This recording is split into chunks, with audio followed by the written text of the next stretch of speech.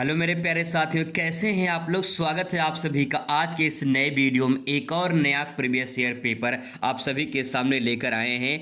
आपको अच्छे तरीके से समझा देंगे, याद भी करवा देंगे। चिंता मत करिएगा दोस्तों, सही तरीके से आपको समझाने का पूरा प्रयास करेंगे। बहुत इंपॉर्टेंट होने वाला है मॉडल पेपर। आपको बता दें कि क्वेश्चन हर साल रिपीट के वही घुमा घुमा के पूछे जाते हैं। तो बस आप प्रीवियस ईयर पेपर अगर 5 सालों का सॉल्व कर लेते हैं ना, तो समझ लीजिए कि काम आपका बिल्कुल ओके है। और आप 100 में मान के चलिए कि कम से कम 85% मतलब 85 जो है नंबर आप उससे ज़्यादा के प्राप्त कर सकते हैं। कैसे, किस प्रकार से आंसर अच्छे से लिखेंगे, पूरा डिटेल में आपको समझाएंगे।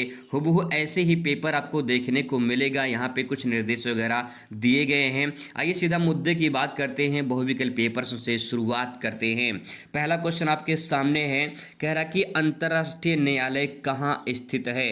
अंतर्राष्ट्रीय न्यायालय स्थित है जेनेवा में, पेरिस में, न्यूयॉर्क में या फिर हेग में। तो यहाँ पे सही जवाब आपका हो जाएगा कि ये हेग में स्थित है। और हेग है आपका नीदरलैंड में। नीदरलैंड का एक शहर है और उस शहर में जो है अंतर्राष्ट्रीय न्यायालय है। इसको छोटा सा ट्रिक लगा के आप याद कर सकते हैं कि आप महसूस करें कि आप नींद में हैं। ठीक है, महसूस करें कि आप नींद में हैं और न्यायालय में जो है आपको बैठाया गया है। आपको न्यायालय में बैठाया गया है और आपने क्या कर दिया है वहाँ पे, आपने वहाँ पे भैया क्या कर दिया है। तो यहाँ पे सेंटेंस आप पढ़ लीजिएगा, आपको समझ में आ जाएगा कि नींद में न्यायालय में क्या कर दिया है। तो आप इसको ट्रिक से याद कर सकते हैं ऐसे फनी तरीके से कि नींद में यहाँ पे न्यायालय में आपने क्या कर दिया। तो आप सेंटेंस पढ़ लीजिए। यहाँ पे जो हग लिखा हुआ है, ये सेंटेंस जो है आपका, इसका मतलब गले मिलना। कुछ और आप सोच लीजिए, वो बात अलग है। तो इस प्रकार से ट्रिक से आप इसको याद कर सकते हैं। जिनेवा पड़ता है आपका स्विट्जरलैंड में, पेरिस पड़ता है आपका जो है फ्रांस की राजधानी पेरिस है, न्यूयॉर्क पड़ता है आपका यूएसए में और हेग पड़ता है आपका नीदरलैंड में। ठीक है, चलिए आगे है क्वेश्चन नंबर नेक्स्ट आ जाते हैं। भारतीय राष्ट्रीय कांग्रेस की स्थापना किसने की थी। ए ओ ह्यूम, महात्मा गांधी, पंडित जवाहरलाल नेहरू, सरदार वल्लभ भाई पटेल। तो इसमें आपका राइट आंसर हो जाएगा ए ओ ह्यूम। ठीक है, ए ओ ह्यूम का नाम ध्यान रखेंगे, इन्होंने कांग्रेस की स्थापना की थी। अगले क्वेश्चन पर आ जाते हैं। क्वेश्चन कह रहा है कि द्वितीय विश्व युद्ध के दौरान किस देश ने परमाणु बम का इस्तेमाल किया था। रूस, अमेरिका, जर्मनी या फिर ब्रिटेन ने। तो आप सभी को पता होगा कि अमेरिका ने जो है परमाणु बम का प्रयोग किया था और ये जापान पे परमाणु बम गिराया था। ठीक है, जापान देश पर। आगे है क्वेश्चन नंबर नेक्स्ट आ जाते हैं। क्वेश्चन कह रहा है कि सोवियत संघ रूस के विघटन के समय वहाँ के राष्ट्रपति कौन थे।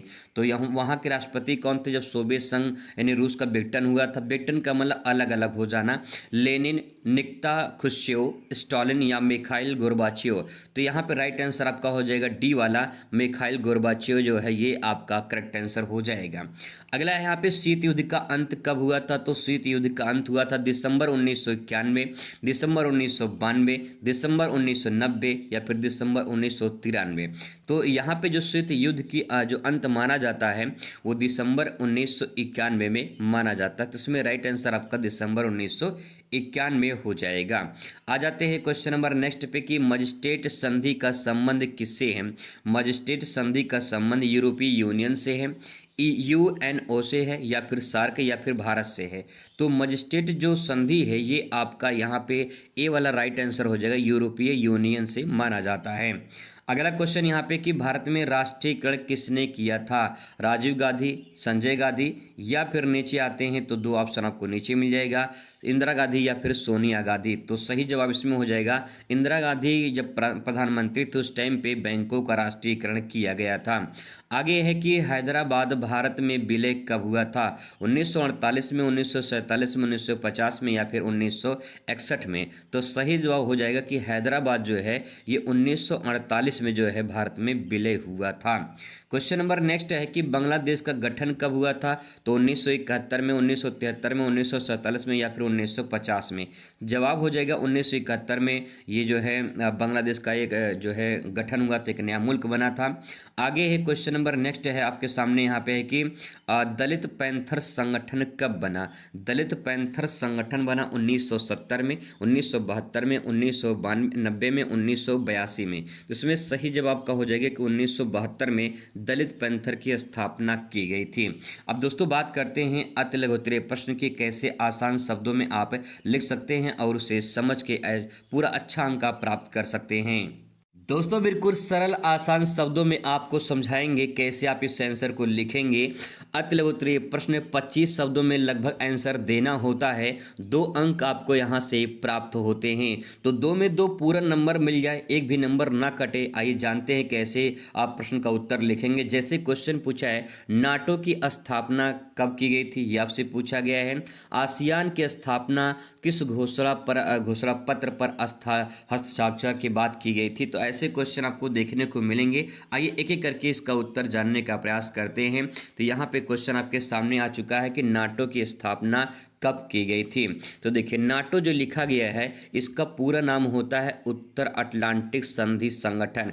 इसको नाटो को ऐसे लिखा जाता है नाटो इंग्लिश में। तो ये होता है North Atlantic treaty organization. North Atlantic treaty organization यानी उत्तर अटलांटिक संधि संगठन। इसकी स्थापना हुई थी 4 अप्रैल 1949 को। कब हुई थी? 4 अप्रैल 1949 को। अब इसको ट्रिक से आप याद कर सकते हैं। देखिए आपको 4 अप्रैल 1949 नहीं याद करना है, आपको याद करना है 44, ठीक है, 44 1949 ऐसे याद करना है। देखिए 44 चौथा महीना अप्रैल का होता है, तो 441949 आप ऐसे याद कर सकते कि 19 और 49। तो यहाँ पे 441949 ऐसे आप याद कर लीजिए फनी तरीके से, तो आपको कुछ ना कुछ याद रहेगा। बहुविकल्पी में क्वेश्चन मान लीजिए अगर आ जाएगा तो आप अच्छे से टिक कर पाएंगे इसको, ठीक है।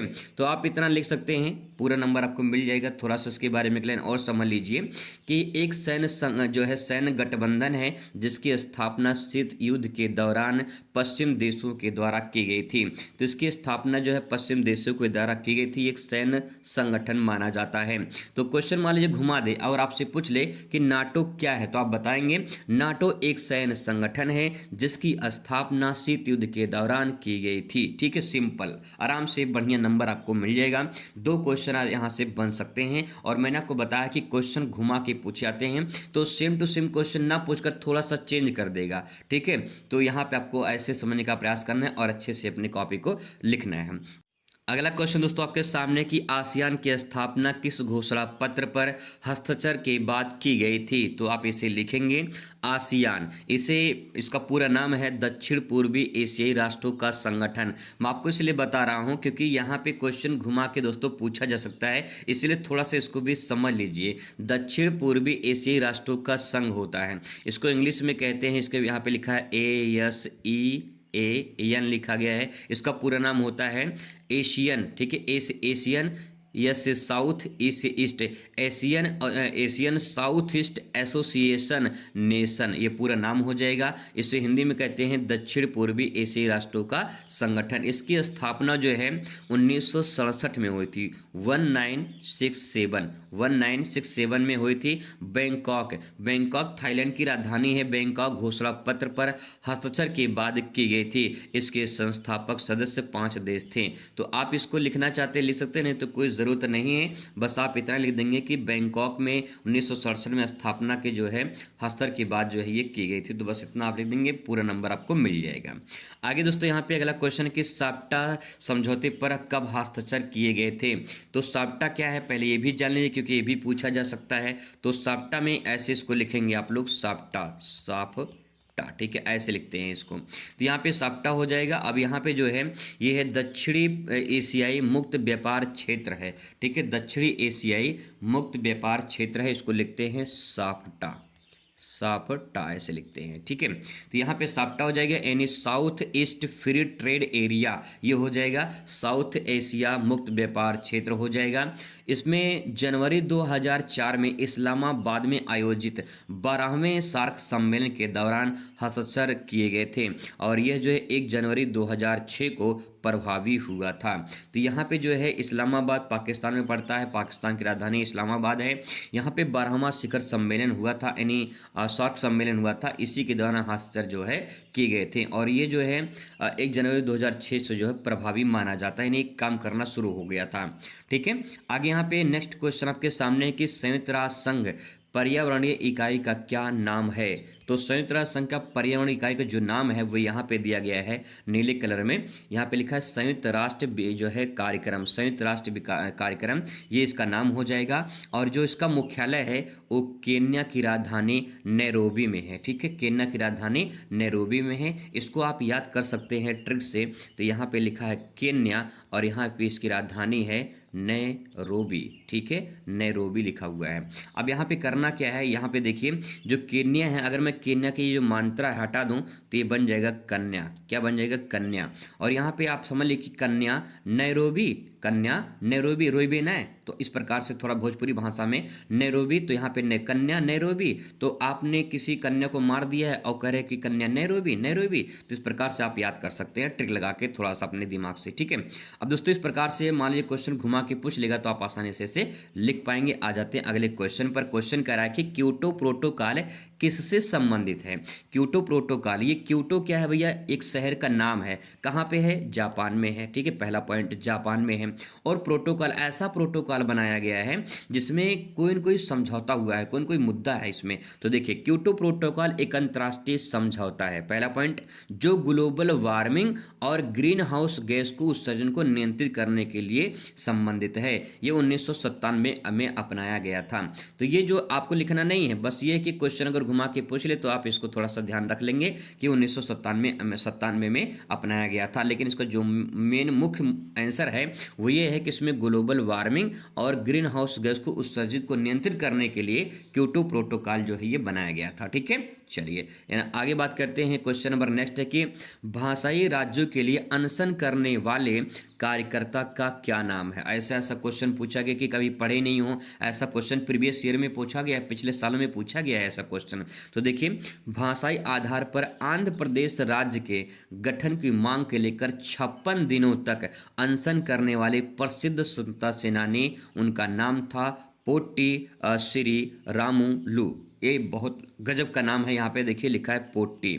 ठीक है, अब पोट्टी दो प्रकार की होती है। ठीक है, जो एक दीवार पे करते हैं, जो एक दीवार के पीछे करते हैं। तो यहाँ पे समझने का प्रयास करेंगे, जो दीवार पे करते हैं, दीवार के पीछे करते हैं, दोनों में अंतर है। तो आप यहाँ पे पोट्टी से नाम याद रखे रहेंगे, रामलू, श्री रामलू, तो यहाँ पे श्री राम के नाम से याद कर सकते हैं। ठीक है, इसमें से दोनों तरीके से आप याद कर सकते हैं कि श्री राम या श्री रामलू पोट्टी। ठीक है, इस प्रकार से। अब यहाँ पे मान लीजिए, महसूस करें कि यहाँ पे मैं यहाँ पे ट्रिक बता रहा हूँ। ठीक है, कोई इसमें जो है मतभेद नहीं है, ऐसी कोई धारणा नहीं है कि नाम के साथ खेला जाए। मैं ट्रिक बता रहा हूँ सिर्फ याद करने के लिए। ठीक है, यहाँ मान लो श्री राम हैं, ठीक है, पुट्टी कर रहे हैं, और जो है भाई पुट्टी कर रहे हैं, अंधे हैं, अंधे बनकर पुट्टी कर रहे हैं, तो आंध्र प्रदेश में ये हो जाएगा। ठीक है, ऐसे करके आप ट्रिक लगा के याद कर सकते हैं। क्योंकि समय कम है, याद नहीं हो पाएगा, तो कुछ ना कुछ ट्रिक, फनी वाला ट्रिक आपको याद रहेगा। ठीक है, आगे है आपातकाल की घोषणा कब और किसके द्वारा की गई थी। तो आपातकाल की घोषणा 25 जून 1975 को की गई थी। बहुत ही मोस्ट इंपॉर्टेंट पॉइंट है। और उस टाइम पे जो तत्कालीन प्रधानमंत्री थे उस टाइम पे वो इंदिरा गांधी थी और राष्ट्रपति फखरुद्दीन अली थे। ठीक है, तो इस प्रकार से हो जाएगा। तो आप महसूस कर सकते हैं कि 25 जून 1975 को हुआ था, और किसके द्वारा, तो यहाँ पे जो है इंदिरा गांधी, इनके सिफारिश पे राष्ट्रपति फखरुद्दीन अली के द्वारा की गई थी। तो देखिए, इंदिरा गांधी बड़े फक्र से, यहाँ पे फखरुद्दीन लिखा ना, याद करिए इसको, इंदिरा गांधी बड़े फक्र से जो है क्या कर दी थी, आपातकाल की घोषणा कर दी थी। ठीक है, तो इस प्रकार से याद कर सकते हैं। तो फखरुद्दीन अली दोनों नाम याद कर सकते हैं। आगे दोस्तों यहाँ पे क्वेश्चन है कि 1974 की रेल हड़ताल के नेतृत्व किसने की थी। 1974 में रेल हड़ताल हुई थी, तो किसने किया था। तो देखिए 1974 में ऐतिहासिक देश जो है व्यापी रेल हड़ताल का नेतृत्व जॉर्ज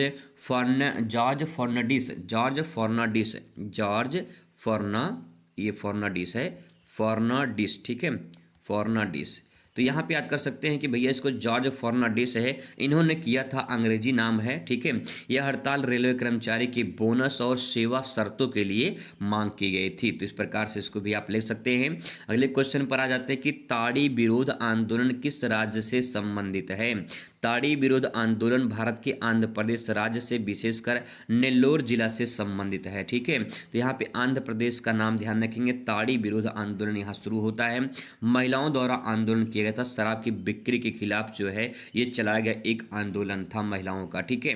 नेक्स्ट है यहाँ पे बाम सेफ। क्या है बाम सेफ के बारे में लिखेंगे। बाम सेफ का अर्थ होता है backward and minority communities employees federation. भैया ये जो है इसका पूरा नाम हो जाएगा, बड़ा लंबा चौड़ा नाम है। लिखा है कि backward and minority communities employees federation. इसकी स्थापना 1978 में काशीराम के द्वारा की गई थी। 1978 में काशीराम के द्वारा की गई थी और शोषित वर्गों और अल्पसंख्यकों की कर्मचारी के संगठित करने के लिए की गई थी। तो यहाँ पे बस आप इतना लिख देंगे, ये इतना लिख देंगे ना, तब भी आपका काम हो जाएगा। मान लीजिए आप जो है डेट भूल गए, कोई बात नहीं, आप लिख देना कि बाम सेफ की स्थापना जो जिनका शोषण होता था, जो अल्पसंख्यक वर्ग में आते थे, उनके लिए ये जो है योजना चलाई गई थी, या फिर ये ऐसा बाम सेफ जो है निर्माण किया गया था। बस ऐसे भी लिख देंगे, तब भी कुछ ना कुछ नंबर आपको मिल जाएगा। अब दोस्तों बात करेंगे यहाँ पे लघु उत्तरीय फर्स्ट की, जिसके लिए 50 शब्दों में उत्तर आपको लिखना होगा। कुछ इस प्रकार से क्वेश्चन आपको देखने को मिलेंगे, जैसे कि आसियान विजन 2020 की मुख्य बातें क्या हैं, सुरक्षा परिषद के कार्य क्या हैं, संयुक्त राष्ट्र संघ के ज़्यादा प्रासंगिक बनाने के लिए मुख्यतः क्या कदम उठाने के लिए 2005 में किया गया था, सुरक्षा परिषद के क्या कार्य हैं। ऐसे क्वेश्चन आपको देखने को मिलेंगे, लंबे चौड़े क्वेश्चन इस प्रकार से देखने को मिल सकते हैं। आइए इसका उत्तर जानने का प्रयास करते हैं। थोड़ा शॉर्ट में आपको बताएंगे, लेकिन थोड़ा सा आपको लिखना ज़्यादा पड़ेगा। जैसे मान लीजिए 5 नंबर का क्वेश्चन है ये, तो आपको कम से कम एक पेज में आंसर देना ही देना होगा। जो मुख्य मुख्य बातें हैं मैं आपको बता दे रहा हूँ, कैसे लिखना ये भी आपको समझाने का पूरा प्रयास कर रहा हूँ। जैसे देखिए यहाँ पे लिखा दोस्तों, आसियान विजन क्या है, आसियान विजन 2020 की मुख्य बातें क्या हैं। तो ये 2020 के जो है एक उद्देश्य बनाया गया था, इसी को लेकर बात कही गई है। जैसे इसमें देखिए आसियान विजन 2020 का उद्देश्य सदस्य देशों के बीच शांति बनाना, स्थिरता बनाना और समृद्धि स्थापित करना है। इसमें आर्थिक सहयोग, सामाजिक और सांस्कृतिक विकास, क्षेत्रीय सुरक्षा, गरीबी उन्मूलन और आपसी एकता को मजबूत करने को विशेष जोर दिया गया है। अब आपको एक छोटा सा उपाय बता रहे हैं कि अगर इसको आपको एक पेज में लिखना है, ये तो 4 लाइन में खत्म हो गया, लेकिन एक पेज में कैसे पूरा लिखेंगे ये आपको तरीका बता दे रहे हैं। पहले आप ऐसे सेंटेंस को अपनी भाषा में लिखेंगे, जैसे कि लिखेंगे आसियान विजन जो है ये 2020 का मुख्य उद्देश्य ये है कि जितने इसमें देश हैं, जैसे मान लीजिए आपके दोस्तों का ग्रुप है, मान लीजिए उसमें 10 लोग हैं, ठीक है, आपके दोस्तों के ग्रुप में 10 लोग हैं, तो आपके जो ग्रुप के लोग हैं ये हमेशा यही सोचते हैं कि ग्रुप में कोई लड़ाई झगड़ा ना हो। लेकिन अगर ग्रुप पर कोई उंगली उठाता है तो उसे हम छोड़ेंगे भी नहीं। ग्रुप में किसी को अगर मदद चाहिए तो आप मदद करते हैं, उसके जो है सुख दुख में साथ देते हैं। तो ये सब क्या है, आपके दोस्तों का जो ग्रुप है उसमें आपसी सहयोग है, शांति है, स्थिरता है, मदद है, सहयोग है। तो यही भावना, यही विचार आप यहाँ पे उठा के लिख दीजिए।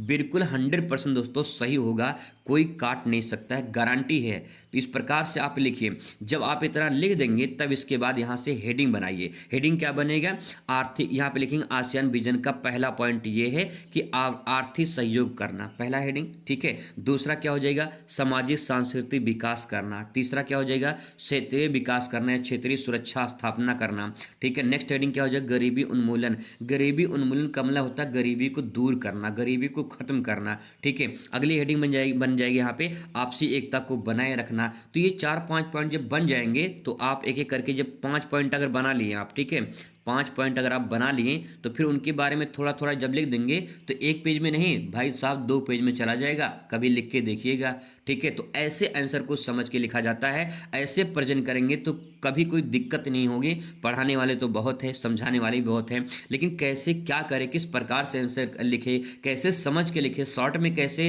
याद करके फुल कैसे आंसर बनाए, ये तरीका दोस्तों मैं आपको बता रहा हूँ। मैं आपको यहाँ पे ये नहीं बता रहा हूँ कैसे जो है पास होंगे, बस आपको तरीका बता रहा हूँ कि कि किस तरीके से आप काबिल होकर अपने दम पर पास हो सकते हैं। आई होप आपको समझ में आया होगा। चलिए बात करते हैं अगले क्वेश्चन की। क्वेश्चन दोस्तों यहाँ पे सुरक्षा परिषद के कार्य बताइए, क्या है सुरक्षा परिषद के कार्य। तो यहाँ पे नाम से स्पष्ट है, यहाँ पे सुरक्षा लिखा है तो इसका मतलब कि सुरक्षा की बात हो रही है। कभी किसी के साथ जो है बुराई नहीं होगा, हमेशा सुरक्षा की बात होगा, हमेशा हित की बात होगा, तो इसमें लिखेंगे। ये शॉर्ट में मैंने आंसर लिखा है, आपको अच्छे से फुल में लिखना है। कैसे, देखिए, संयुक्त राष्ट्र सुरक्षा परिषद का मुख्य कार्य होता है अंतर्राष्ट्रीय शांति और सुरक्षा बनाए रखना। आपको अगर याद होगा प्रथम विश्व युद्ध, अगर आपको याद होगा द्वितीय विश्व युद्ध, प्रथम विश्व युद्ध 1914 से स्टार्ट होता है और 1918 तक चलता है। द्वितीय विश्व युद्ध 1939 से स्टार्ट होता है और 1945 तक चलता है। ऐसे प्रथम और द्वितीय विश्व युद्ध भविष्य में तीसरा विश्व युद्ध ना हो, इसीलिए अंतर्राष्ट्रीय शांति बनाए रखने के लिए और सुरक्षा बनाए रखने के लिए संयुक्त सुरक्षा जो राष्ट्र सुरक्षा परिषद है ये काम करता है। ठीक है, ऐसे सेंटेंस को देखिए कितने अच्छे तरीके से लिख पाएंगे आप। यह जो है युद्ध रोकने, शांति भेजने, प्रतिबंध लगाने, विवादों को समाधान करने, आक्रमण करने वाले देशों के विरुद्ध कार्रवाई करने, ये सब अधिकार रखता है।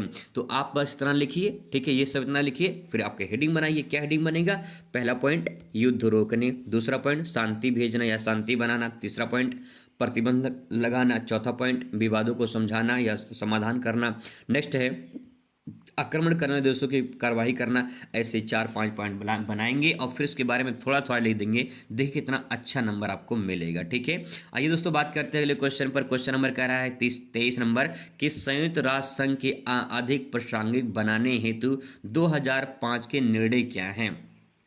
तो यहाँ पे जो है प्रासंगिक जो शब्द लिखा गया है ये थोड़ा सा डिफिकल्ट है। इसका मतलब क्या होता है, इसका मतलब ये है कि आपके जो है हित के लिए कोई न कोई काम हो रहा है यहाँ पे, तो वो आपको यहाँ पे बताना है। जैसे इसमें लिखेंगे 2005 में, इसमें लिखा गया है सेंटेंस में कि 2005 में संयुक्त राष्ट्र को अधिक प्रभावी बनाने के लिए मानव अधिकार परिषद की स्थापना की गई थी। इसमें शांति निर्माण आयोग का गठन, आतंकवाद विरोधी और जो है ये कदम उठाए गए, विकासशील देशों की भूमिका बढ़ाने के लिए संगठनात्मक सुधार करने के लिए निर्णय लिया गया था। तो ये जो है मानव के हित के लिए काम हो रहा है। तो प्रासंगिक मतलब मानव के हित के लिए, भलाई के लिए काम होगा। आप इतना सेंटेंस लिखिए, फिर यहाँ से एक करके छोटा छोटा पॉइंट है, आप इन्हीं टॉपिक को हेडिंग बना के अच्छे से प्रेजेंट कर सकते हैं, बड़ा अच्छा नंबर आपको मिलेगा। ठीक है, आइए दोस्तों बात करते हैं अगले क्वेश्चन पर। कह रहा है कि द्विराष्ट्र सिद्धांत क्या था, इसका परिणाम क्या था। एक चीज़ आपको और बता दें, जैसे मान लीजिए मैंने आपको पॉइंट बता दिया, ठीक है, आप इसमें जितने भी पॉइंट बनाए हैं, लिखे हैं, इसको आप पॉइंट वाइज ऐसे बना के 3-4 पॉइंट बना के इसको छोड़ दीजिए, उसके बारे में मत लिखिए, तब भी कोई दिक्कत नहीं है। जितने भी पॉइंट यहाँ पे है सभी को अच्छे से पॉइंट हेडिंग बना के उसको छोड़ दीजिए, ठीक है, तब भी पूरा नंबर मिल जाएगा। क्योंकि यहाँ पे आपको जो लघुत्तरीय फर्स्ट है वो पूरा आपको डिटेल में नहीं लिखने की जरूरत है, ठीक है, 50 शब्दों में लिखना है तो 50 शब्दों में आराम से आपका हो जाएगा। ठीक है, ऐसे आप यहाँ पे लिख सकते हैं। चलिए आते हैं कौन सा, ये भाई क्वेश्चन रहा, नेक्स्ट है। कह रहा क्वेश्चन की द्विराष्ट्र सिद्धांत क्या था और इसका परिणाम क्या रहा। तो द्विराष्ट्र सिद्धांत के बारे में लिखेंगे। यहाँ पे देखिए नाम से स्पष्ट द्विराष्ट्र सिद्धांत। द्विराष्ट्र सिद्धांत का मतलब यहाँ पे कि दो राष्ट्र, द्वि मतलब दो राष्ट्र हैं और उनके सिद्धांत क्या है ये आपको बताना है। जैसे देखिए द्विराष्ट्र सिद्धांत के अनुसार हिंदू और मुस्लिम दो अलग अलग राष्ट्र हैं। ठीक है, हिंदू और मुस्लिम मुसलमान दो अलग अलग राष्ट्र हैं। इस सिद्धांत के आधार पर 1947 में भारत का विभाजन हुआ और पाकिस्तान का गठन हुआ, जिससे बड़े पैमाने पर हिस्सा हुई और जो है विस्थापन भी देखने को मिलता है। विस्थापन मतलब अलग होना। तो इस प्रकार से द्विराष्ट्र का सिद्धांत भारत पाकिस्तान के बंटवारे के बारे में आप लिख सकते हैं। जानते हैं देश 1947 में विभाजन हुआ, आज़ाद हुआ। ठीक है, तो ऐसे लिख सकते हैं आप। आगे देखिए नेक्स्ट है आपातकाल के बाद शासन व्यवस्था में परिवर्तन कैसे हुए। जब आपातकाल 1975 में लगाया गया था, अभी उसके बारे में ऊपर हम लोग पढ़े हैं, तो वहाँ पे शासन व्यवस्था में क्या परिवर्तन हुए थे वो आपको बताना है। तो यहाँ पे लिख सकते हैं कि आपातकाल घोषणा के बाद मौलिक अधिकार निलंबित हो गए थे। ठीक है, जो मौलिक अधिकार दिए गए थे जनता को खत्म कर दिए गए। प्रेस की स्वतंत्रता पर रोक लगा दी गई। केंद्र सरकार की शक्ति बढ़ जाती है, राज्यों की स्वायत्तता कम हो जाती है और विरोधी नेता को गिरफ्तार कर लिया जाता है। ये कुछ परिवर्तन किए गए थे। ठीक है, आगे यहाँ पे नेक्स्ट है कि दलित पैंथर्स द्वारा उठाए गए कदम क्या है। तो दलित पैंथर्स के बारे में लिखेंगे कि दलित पैंथर्स ने जातिगत भेदभाव, सामाजिक अन्याय, शोषण और गरीबी, बेरोजगारी, दलित पर हो रहे अत्याचार के विरुद्ध आवाज उठाई गई। इनका उद्देश्य दलितों को समान अधिकार और सम्मान दिलाना है। तो इस प्रकार से सेंटेंस ले सकते हैं, बहुत बड़ी बात नहीं है। आप सोच सकते हैं कि दलित के साथ में कैसा दुर्व्यवहार होता है, उनके साथ हमेशा भेदभाव होता है, सामाजिक अन्याय होता है, शोषण होता है, गरीबी, बेरोजगारी देखने को मिलती है। तो इस प्रकार से आप उनके बारे में आप बयां कर सकते हैं। इसके बाद दोस्तों यहाँ पे आता है लघु उत्तरी सिकंज, जिसका 125 शब्दों में आंसर देना होगा। एक चीज़ और आपको बता दें कि अगर आप इसे आधा पेज में लिखते हैं ना, फर्स्ट वाला, तो कोई दिक्कत नहीं है, लेकिन सेकंड वाला पूरा एक पेज में आपको यहाँ पे लिखना पड़ेगा। सेकंड वाला है पूरा एक पेज में आंसर लिखेंगे तब पूरा नंबर मिलेगा। कितना नंबर मिलेगा? यहाँ पे 6 अंक आपको मिलेगा। जैसे क्वेश्चन है, यूरोपीय संघ की कौन सी बातें प्रभावी क्षेत्रीय संगठन बनाती हैं? मूलवासी किसे जो है किसे कहा गया है और भारत में इनकी क्या स्थिति है? ऐसे क्वेश्चन देखने को आपको मिलेंगे। आइए फटाफट इनका आंसर जानने का प्रयास करते हैं। यूरोपीय संघ को प्रभावी क्षेत्रीय संगठन बनाने के लिए क्या कारण रहे हैं? तो इसमें लिखेंगे यूरोपीय संघ को प्रभावी एक क्षेत्रीय संगठन बनाने के लिए कुछ मुख्य बातें यहाँ पे निम्नलिखित दी गई हैं। जैसे पहला देखिए, सदस्य देशों के बीच आर्थिक एकीकरण और मुक्त व्यापार की व्यवस्था करना, यानी जो सदस्य देश है यूरोपीय संघ में, उनमें एकीकरण हो, यानी एक होकर काम करें और मुक्त व्यापार की व्यवस्था अपनाई जाए। ठीक है। दूसरा, यहाँ पे साझा मुद्रा यूरो आर्थिक स्थिरता प्रदान करता है, यानी यूरोपीय संघ में जितने भी देश शामिल होंगे उनकी जो मुद्रा होगी वो क्या होगी? यूरो होगी। ठीक, जैसे अपने यहाँ पे रुपया चलता है, डॉलर चलता है अमेरिका वगैरह में, तो ऐसे ही यूरो यूरोपीय संघ में चलता है। ठीक है। आगे यहाँ पे नेक्स्ट है कि यूरोपीय संसद, आयोग और न्यायालय जैसी संस्था को मजबूत करना चाहिए। ठीक है। नेक्स्ट है, सदस्य देशों के बीच राजनीतिक सहयोग और सामूहिक निर्णय प्रणाली जो है ये अपनाना चाहिए। आगे यहाँ पे मानवाधिकार, लोकतंत्र और कानून को मजबूत करना चाहिए। जो मानव के अधिकार हैं, लोकतंत्र है, कानून व्यवस्था है, इसको अच्छे से मजबूत करना चाहिए। वैश्विक स्तर पर जो है जो यूनियन संघ है, मतलब यूनियन संघ जो है उसको सशक्त राजनीति और आर्थिक समूह को जो है उभारना चाहिए। ऐसे सेंटेंस आप इसमें लिख सकते हैं। आगे यहाँ पे दोस्तों नेक्स्ट है कि मूलवासी किसे कहा गया है और भारत में इनकी क्या स्थिति है? तो मूलवासी के बारे में लिखेंगे। मूलवासी नाम से स्पष्ट है, मूल निवासी। ठीक है। मूलवासी वो लोग होते हैं जो किसी क्षेत्र में प्राचीन काल से रहते आए हों, जिनकी अपनी संस्कृति, भाषा और परंपरा होती है। भारत में मूलवासी समुदाय को आदिवासी और जनजाति के नाम से जाना जाता है, जो यहाँ के मूल निवासी माने जाते हैं। अब इसकी क्या स्थिति रही है, इनके बारे में लिखेंगे। मुख्यतः ये क्या होते हैं? जंगलों और पहाड़ी क्षेत्रों में निवास करते हैं। संविधान में इन्हें अनुसूचित जाति का दर्जा दिया गया है, जिन्हें हम एसटी यानी शेड्यूल्ड ट्राइब के नाम से जानते हैं। शिक्षा, आरक्षण, विकास की योजनाएं जो है इन्हीं पे उपलब्ध हो, ऐसी जो है स्थिति होनी चाहिए। ठीक है। अगला क्वेश्चन यहाँ पे दोस्तों आता है कि भारत के धर्मनिरपेक्ष बनाने के लिए नेहरू जी ने क्या तर्क दिए थे? तो भारत को धर्मनिरपेक्ष बनाने के लिए नेहरू जी ने क्या जो है तर्क दिए थे?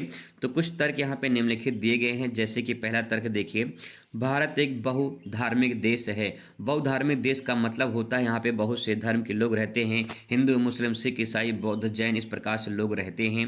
अगला है, राज्यों का किसी एक धर्म से नहीं जोड़ा जा सकता। जो राज्य हैं उनको एक धर्म से नहीं जोड़ा जा सकता, क्योंकि यहाँ पे कई धर्म के लोग रहते हैं। आगे है, सभी धर्मों को सम्मान मिलना चाहिए, चाहे वो जो धर्म हो, हिंदू हो, मुस्लिम हो, सिख हो, ईसाई हो, बौद्ध, जैन हो, कोई भी धर्म हो, सभी धर्मों को सम्मान मिलना चाहिए। नेक्स्ट है, धर्मनिरपेक्षता से राष्ट्रीय एकता मजबूत होती है। भारतीय संविधान में किसी भी धर्म को सर्वश्रेष्ठ नहीं समझा गया है, बल्कि उस सबको बराबर समान नज़र से समझा गया है, तो इससे राष्ट्रीय एकता क्या होती है? मजबूत होती है। अगला है, राजनीति और धर्म को अलग अलग रखना ये आवश्यक माना गया है। नेक्स्ट है, इससे अल्पसंख्यकों में सुरक्षा की भावना उत्पन्न होती है। तो ये कुछ पॉइंट हैं जो अच्छे इंपॉर्टेंट पॉइंट है, आप इसे लिख सकते हैं। इसके बाद आता है दोस्तों यहाँ पे स्वतंत्रता और स्वतंत्रता में अंतर बताइए। स्वतंत्रता और सकारात्मक पहलू में क्या डिफरेंस, इसके बारे में आपको लिखना है। तो पहले स्वतंत्रता का अर्थ देखिए, पूर्ण रूप से किसी का नियंत्रण से मुक्त होना। अगर आपको कोई गुलाम बनाया है तो जब आप उस गुलामी से मुक्त हो जाएंगे तो उस नियंत्रण को, उस मुक्त आज़ादी को हम स्वतंत्रता के नाम से जानते हैं, जिससे अंग्रेजों से भारत 1947 में आज़ाद हो गया था। ठीक है। अब स्वतंत्रता का मतलब क्या होता है?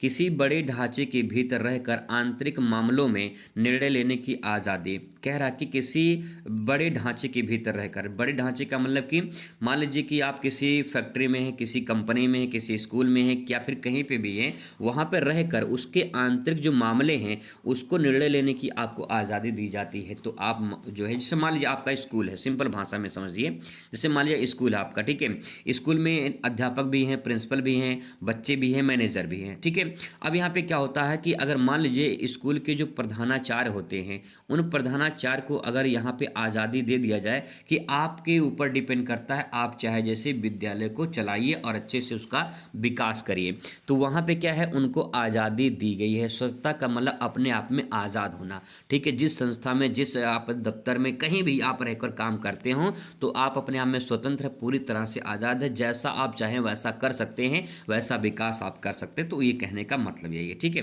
अब स्वतंत्रता का सकारात्मक पहलू क्या है, तो उसमें देखिए स्थानीय समस्याओं को समाधान जो है वो आसानी से हो जाता है।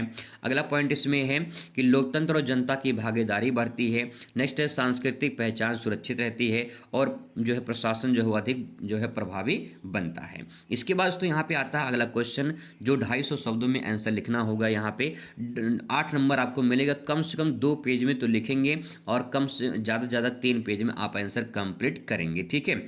8 अंक मिलेंगे। इस प्रकार से क्वेश्चन आपको देखने को मिलेंगे। आइए समझने का प्रयास करते हैं कैसे इसका आंसर आप यहाँ पे लिखेंगे। गोर्बाचोव के सोवियत संघ में सुधार करने के लिए किन कारणों से बाध्य किया गया था, इसके क्या परिणाम रहे, ऐसे क्वेश्चन पूछे गए हैं।